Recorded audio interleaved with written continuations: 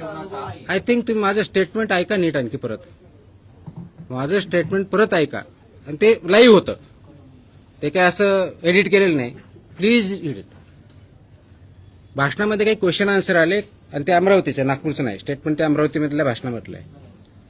तिथं आल्यानंतर त्याच्यावरती विषय आला. त्याच्यावरती माझं कमेंट असं आहे, ते जर खाल्लं तर मी 1 महिना आजारी पडेल.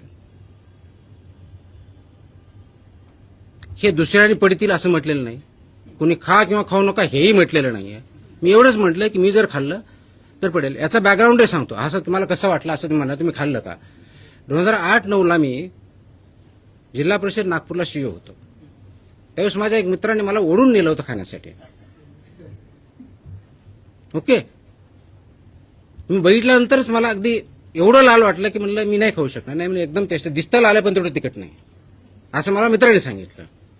मग मी त्याचा एक घास खाल्ला आणि उठून आलो. मला ते तिखट वाटलं, तेलकट वाटलं. याचा अर्थ त्याच्यात मी कोणतंही ते अयोग्य, खाऊ नये, हे नाही.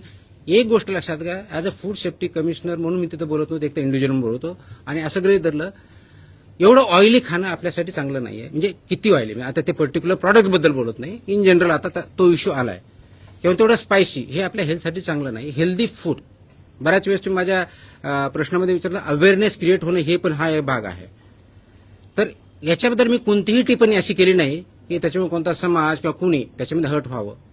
त्याच्यामुळे असं जर कोणी गैरसमज करून घेत असेल ते माझं त्यांनी स्टेटमेंट जे बोललेलं ते परत ऐकावं व्यवस्थितपणे. ही टिप्पणी मी आजारी पडेल याच्याबद्दलची आहे. दुसरं कुणी पडेल, दुसरी कुणी खाऊ याच्याबद्दल माझी काही टिप्पणी नाही आहे त्याच्यामध्ये. सो त्याच्यावरती याच्यापेक्षा जास्त काही बोलण्याची आवश्यकता नाही.